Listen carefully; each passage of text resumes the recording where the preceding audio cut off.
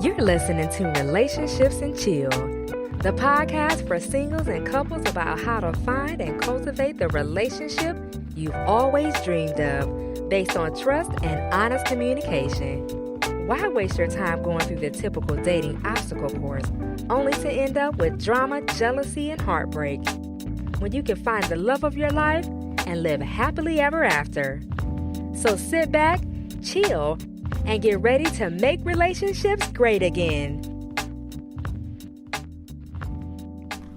Greetings, everyone. Greetings.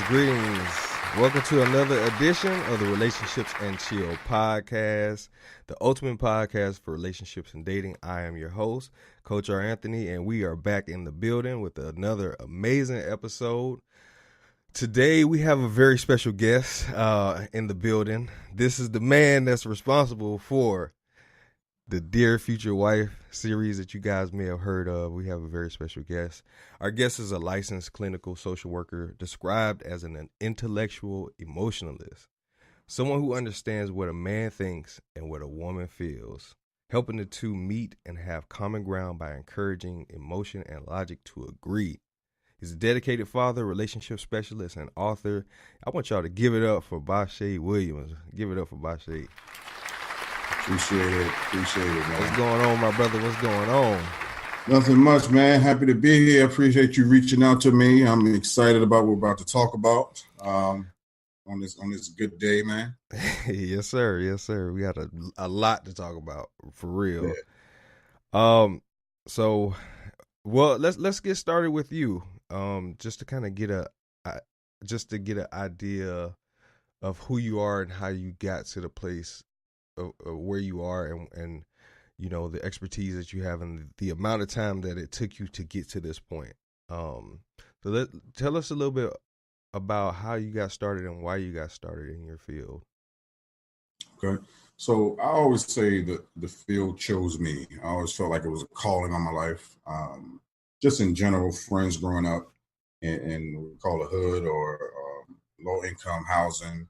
You know, you have the different dynamics, the family dynamics, you have the community dynamics, a lot of different dysfunctional things happening. Right. We had social workers that used to come into the neighborhood, and one of those social workers became my mentor and kind of said that, you know, you can be doing what I'm doing and impacting the community and helping out. And naturally, I was always someone who listened, someone who always tried to help somebody else out, because that's essentially what I needed. Or what I wanted. Right. So it went from being that person that listened to you, provide different resources, provide information, just helping you out, to me making it a career choice. So going through life just in general, again, being a listener. So I said, okay, this can be a profession. Mm-hmm. And initially I was just like, it's no money in social work. So I was like, I'm not going to do it. So I tried different careers and stuff like that, but I always fell right back into it. I took a marriage and family class, and I said, this is what I want to do. I want to be a therapist. And from that point on, got my bachelor's, my master's, and my clinical license, and then I started my own private practice. Nice. So the field chose you. Yeah. I feel you on that. Definitely did, man.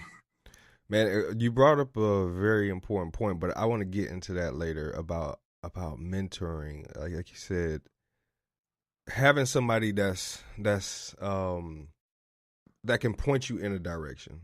Because I think if you're kind of left alone, especially as a young black man, the obvious too, and we talked about this before, is either basketball, like sports, rap, or, you know what I'm saying? So you think that's all there is. And we talked about this before, that our mentality, which is not bad per se, but it kind of narrows you and so oftentimes puts you behind, because, you know, while you're focused on, and there's nothing wrong with sports, but sometimes we tend to stay in that dream a little too long. Yeah. You know what I'm saying? And then we wake up one day and then we really don't have any skills. So we're starting probably 2-3 years behind. Still good at basketball, still a dunk on you. But we got to get the skills up, you know, in other areas in order to progress, just in what we're going to be doing in life. So What were some of the biggest obstacles that you faced before you got into your field, and also, like you said, getting into the field and transitioning from the dream, I would say, or the idea, and like you said, you fought it with other trying different other uh, careers, but you came back to this one. So, what were some of the obstacles that let you know, hey, this ain't it for you? Okay. So originally I wanted to do business, but I got into the classes. I just wasn't interested. Now, of course, there's different angles you go in business when you're a freshman, a sophomore. But I couldn't. What I wanted to do is be an entrepreneur. I wanted to have my own business. So at that time, I had little patience of really understanding I had to do these things in order to get to that space. I didn't like the classes, and then thinking about physical therapy, I wanted to do. I got in there, and it was like, okay, if you do physical therapy, you got to go to pre-physical therapy, and then you got to go to take these classes. I wasn't that interested in the whole science of everything. I just liked to being called a physical therapist because I knew they made some money. And then I was just like, maybe being an attorney. I was like, okay, I would love to be an attorney. But then, you think about law school, think about what's the next step. And I actually had a connection and a scholarship to go to Vanderbilt for law school. I was in the field in social work, and I worked at a courthouse under a juvenile judge, being a court liaison. And she was like, I'm going to get you into Vanderbilt because I love the work that you're doing. You have the grades for it. All you have to do is fill out an application, and you're going to be at Vanderbilt for law school. But my thing was I wanted to be a juvenile judge, but I knew that was going to be a long process. But the social work was right there.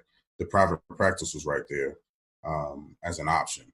And then so I finally said, through the help of my mentor, figuring it out and understanding that there is a lot of money in social work, I said, this is where I want to be. This is natural to me. This is my calling again. So those were a lot of the obstacles. I did have obstacles in grad school, having my son being born and being away while he was in Maryland. I was in Tennessee, dealing with, as crazy it is, a racist dean. It was a brand new program, master's program, but my dean was racist. I'm down in Tennessee. I'm the only Black male. Originally, I was the only Black student in the whole program. Then I was the only Black male in the whole program, and I was the first to graduate from it. But I was dealing with a lot of that. So I was dealing with a white, racist female dean, and who just tried everything to make sure I wouldn't graduate on time. Just all types of just random stuff. So there was a lot of obstacles going through the process, but I'm here. I wasn't going to let it stop me. There you go, man, brother. When I tell you that's a lot of different avenues to pursue. Yeah. It's a lot of different avenues to pursue, but I get it. I get why you said, it chose you, because I think we all kind of fall into that, especially knowing, well, I guess kind of not knowing what you ultimately should do or want to do, and then just trying to figure it out on your own, and just trying these different avenues to see, what works. I have an interest in this, and I have an interest in that, and I have an interest in that. Shout out to Freddie B. He went to Vanderbilt. My homeboy Freddie B. I think you listening. Fred Benson. He went to Vanderbilt. So, but yeah. So I mean, like I said, that's a lot. But do you think it's a lot because you got interested in, like, for instance, like we talked about this yesterday. My interest was strictly going to the NBA. Like I had no, for a while, like for like majority of my high school years, I had no alternate plans. I just was like, I'm going to play. I'm playing somewhere. If I'm playing on the Chitlin circuit, I'm gonna play basketball somewhere. That was my thing. But how long did it take for you to start getting into moving towards that? Was it early on? Like, I guess, how soon did you meet your mentor? At what point did you meet your mentor? So I met him actually in 6th grade. Okay. When I was in the neighborhood, he was one of the social workers that came into the neighborhood. My mother was a property manager. It was a neighborhood that was surrounded by a gate. It was the only gated community in the area, and it wasn't because it was nice. Mm-hmm. It was gated because their idea of keeping drugs out, keeping certain people out, and just to really to monitor community. So when we moved in there, that was one of the things that was implemented. We had police at the front and security at the back of the gate, and right next to it was a trailer park. So he came in, and mind you, he didn't look anything like us in the community. This is a minority, majority, probably 80% African American, maybe 10% or 15% Hispanic, and 5% white. Okay. And he was a white, redheaded, gay male. Okay. At that time, I mean, we didn't know he was gay. We weren't paying attention. And he was also pretending like he wasn't. So it was like in the 90s too. Yeah. Yeah. So yeah, it was totally you can't, different. It was totally different then. Yeah. So, him coming into the community, everybody was looking like, yo, why is this white dude in the community? But he stuck. He stuck there, and he pushed through, and he told a couple of us that he should not be the one coming in this community to try to change what's happening. He shouldn't be the face of change or the change agent. And I think it was like maybe 3 of us that eventually started listening and said, we used to hold these youth groups, and he used to always ask me to help facilitate. Okay. So I used to help facilitate, and then I became a leader of the groups, the camps, or whatever we're doing, be a chaperone and all that type of stuff. So it got to that point where we just started developing a relationship. It was like, yo, let me just groom you and let you know what you need to do in order to get this. And I was like, it's no money. Again, I'm going back to this, no money in social work. And then he hit us to that it was, and he said that at that time, I think it was maybe 95, and he was saying that he was making 100 and something in private practice. Okay. So you're 95, you're driving this Acura, you're able to set up these trips and have this, this stuff get us out of our neighborhood. And Acura was the car of the 90s. I'll tell you that. Yeah. Acura was the car. Right. So, it was just, an opportunity and exposure to other things that said we can do more than basketball. Right. Like I love to play basketball. My dream, NBA. I was like, I wasn't really pushing to make it to the NBA. A lot of people were saying like, yo, you can be the one out of the neighborhood that can make it to the NBA. I didn't want that pressure. Okay. I wanted basketball to continue to be fun. That's a whole nother pressure that I'm dealing with. Like I'm in private school. I got scouts at the game. And what I used to do is go play my game and then go back to the hood, and we at open gym. I still got my game uniform on. I'm still hooping. Right. That's how much I loved it. But it was free. It was fun. It was no pressure. Yeah. So I just had other ideas. I just knew I just wanted to have my own business or whatever it was. If the NBA happened, it happened. But I knew the chances of it not happening were greater than the chances of it happening. See, I was like, it's gonna happen.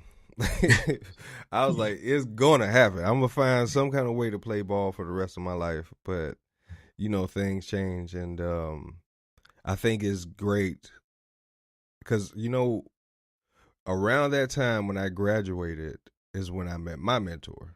And that's when things started to shift for me. It took a while, but it started to shift in terms of, because you have mentors for all types of reasons. You got different mentors for different reasons. But for me, I needed someone who could compile all the different things that I was privy to, that I had witnessed in my life. So I had parts over here because, my upbringing was military. So we moved around a lot, so it was very compartmentalized and very scattered.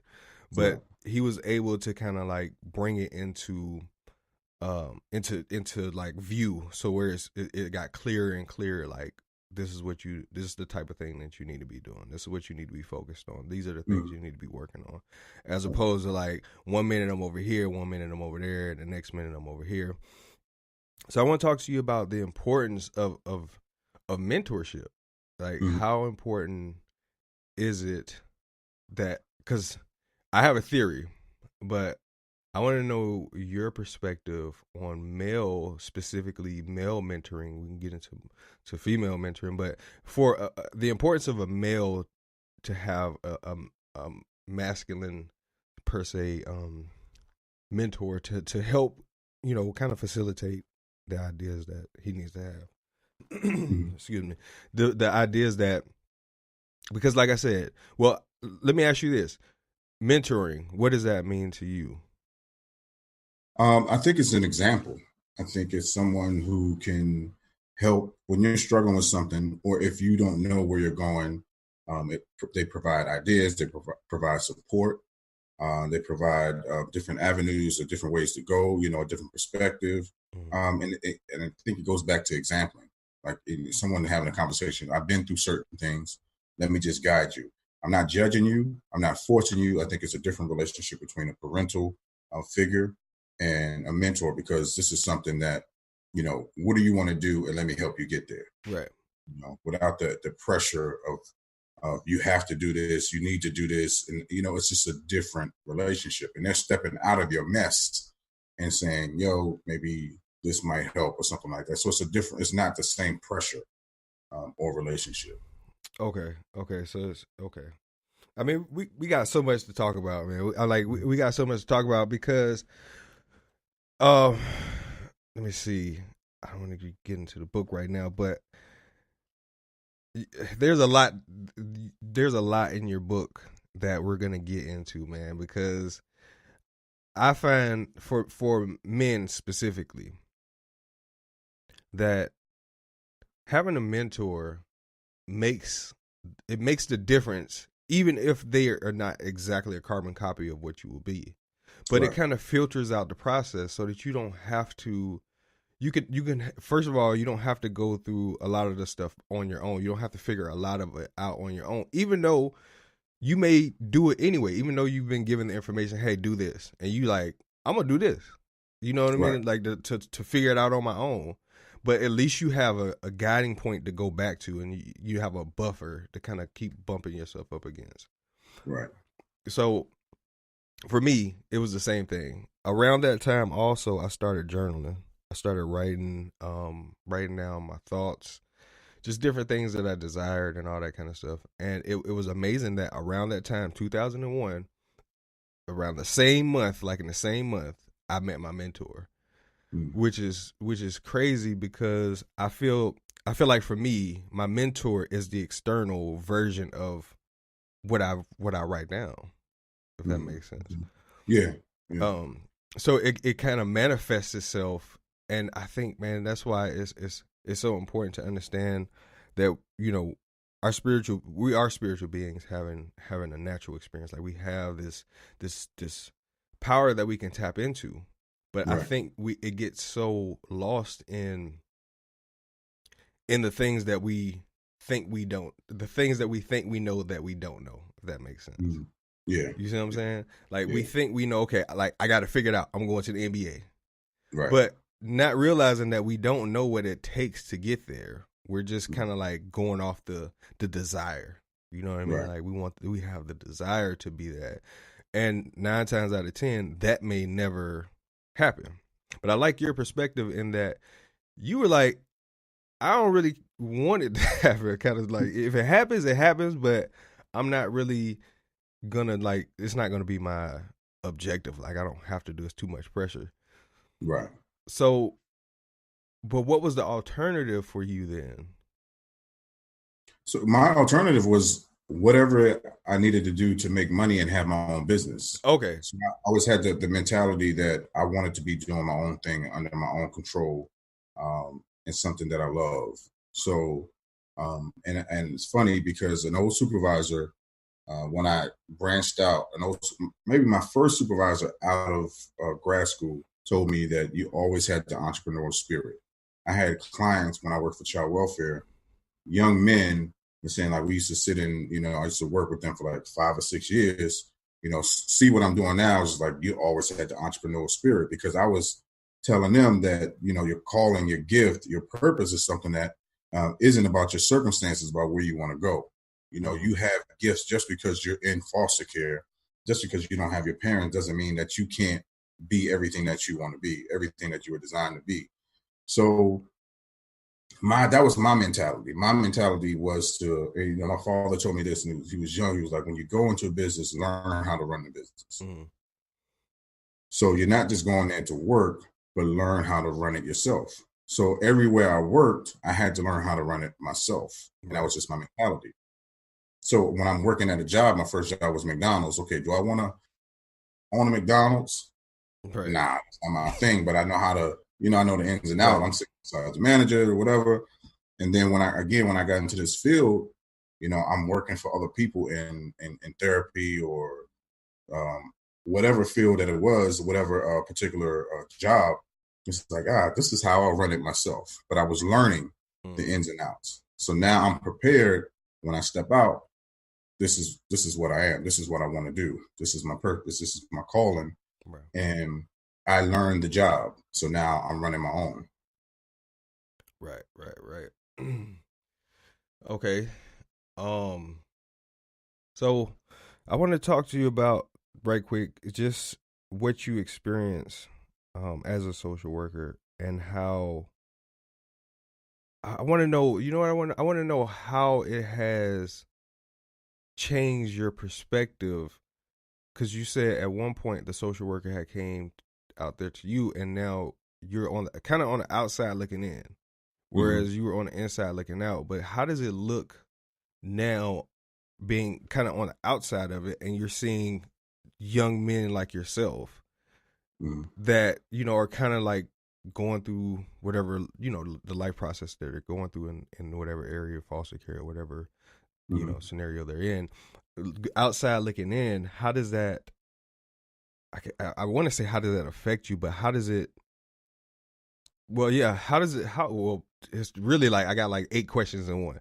So how does it affect you, but also how are you looking at them to say, okay, you could do this, but your mind right now is not, like, you're not going to be able to see it because you're kind of on the inside of it. You're kind of in your own, you know, your own scenario. So of course you're going to see it the way you're seeing it. So how do you go about kind of transferring that information, or basically mentoring them that are in the position that you're kind of, you understand what I'm saying? Yeah. So it's different things. So I always looked at it as that the social work position, if you're in, well, just for my community, if you're in the low income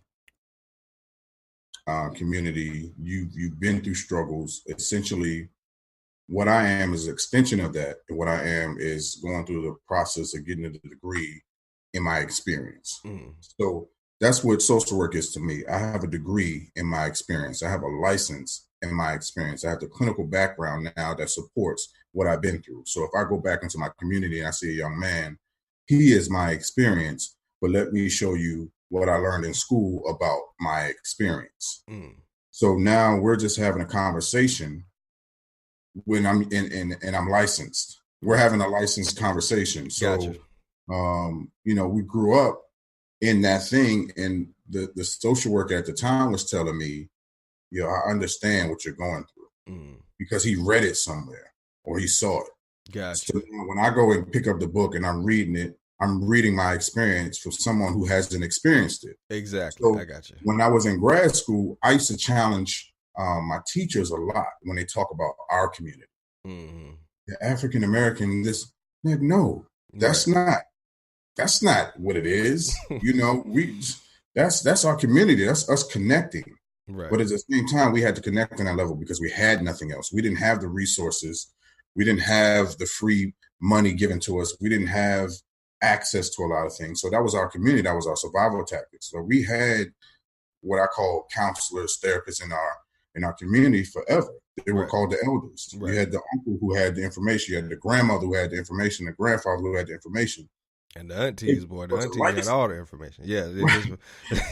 That's what license. Yeah. And they can tell you from maybe their experience and what they see. Like, I've been through that, baby. You know, that type of stuff. So, but when you go into school, you get so many different perspectives, so many clinical information. You get the diagnosis, you get the understanding of why this happened, what trauma is like. Right. And, we no longer normalize our experiences and saying that's just what happens in the hood. No, that's trauma. That's not what's supposed to happen, but we are used to it and we just don't realize how it affects us. So that's how I connect with, I guess, the kids in the community, understanding that, yes, I had my parents, but my best friend didn't. Right. There were times when my parents went through things, and so I understand I can connect on that level. Having a dysfunctional family, having siblings, half siblings, all that type of stuff. So there's a lot of relational stuff that I can connect with, but then there's the clinical training that I can apply to kind of get through that instead of us just sitting in it. Okay. Perfect. That kind of like moves, so if I was to break this down and say from the beginning, obviously as a child, you're coming up in this environment that you don't really know what you don't know. So, it's just what it is. You're in this community, you're in this environment, and this is where you are. You don't really start to know anything different until you move outside or you start becoming more aware of things outside of this immediate community. Because this is all you know. This is kind of like the womb of your life for, a period of time. Some people never leave it. Right. But some people progress towards it. But in that you take on a mentality that affects not only your life but your relationships as well. Mm-hmm. So it doesn't just end with, okay, well, you're kind of blinded by what you don't know. So you're going through this process, but you're witnessing all these dysfunctional relationships. So all these relationships that you're witnessing from a child on up to, drugs and, abuse and all that kind of stuff that you witness inside of these particular environments, as you begin to progress, that's all you know is dysfunction. Right. So now we're moving into, as you get older and you become more interested, like let's say from a man's perspective, because we could talk about this stuff all day, but from a man's perspective, as we're moving into masculinity, so to speak, we're becoming more, we're going through the different phases of becoming a man, right? Right. Then it's hard to unlearn dysfunction. Right. So at what point, how does a person unlearn dysfunction? Mm-hmm. So it's through practice. Okay. You get exposure to what's different. Dysfunction is, like you said, you live in it and you learn it and you become what you watch. You become what you experience. And so you start to repeat some of the things because that's been normalized. But you get to a point where it's only normal because, again, you experienced it and it's been a cycle. Because you haven't been given the tools or the access to something that's different. Mm-hmm. But we all have choices at some point, and we all struggle with that and say, yo, this doesn't feel good. This is not normal. But because I've been practicing, it's like a habit, I'm just doing it. Mm-hmm. Or I haven't really dealt with that. I really haven't dealt with the fact that it impacted me in this way. It really bothered me. So instead of dealing with it, because that hurts when I deal with it, that impacts me in a different way. That means I have to show some vulnerability. I have to deal with this thing. I'm just going to push through it and just do it. I'm just going to continue to do the same things that were done to me because I want somebody to either feel the way I was feeling, or I don't know any other way. Right. So I think it becomes just emotional, your psychological habits just become the norm. Mm-hmm. And now I'm just, I guess, operating in what I experienced. Right. Well, there you go. I mean, so that's kind of what I'm getting to, is that your dysfunction becomes functional after a while. So you think everybody else. Well, I would say some people begin to believe that this dysfunction that they're living is the right way, and that everybody else is doing it the wrong way, if that makes sense. Mm-hmm. So that's tough to break. Right. You know, when you absolutely believe that you have no contribution to it. But like I said, it goes back to a lot of the things that we experience and a lot of the things that you know, as we're coming up, these are the things that we because it is attached to our cultural beliefs. It's Right. attached to our cultural pride, so to speak. Like, this is what you have to do in a relationship, or this is what you have to do as a man. This is what you have to do as a woman. This is what you have to do when you're in love. So we attach all these ideas to these different meanings, but they're all attached to our cultural, let's say, not saying everybody is coming from the same culture and everybody that comes from that culture is dysfunctional. But I'm getting to a point because for me, until I had someone who had gotten out of the dysfunction or could show me what functional looks like, dysfunction was the system that I was going to live by for the most part. Mm-hmm. Mm-hmm. So having somebody who can kind of show you, hey, these are the results, and this is what it looks like when it's like this. So like you said in the beginning, access, the resources, those are the things that help me. Mm-hmm. So, man, we got so much stuff. Let me see. I guess I'm gonna ask you a question about your practice as it stands right now. Mm-hmm. Some of the common threads that you face right now in your practice, as it relates to how people relate to each other. What are some of the common themes that you constantly run across? I think a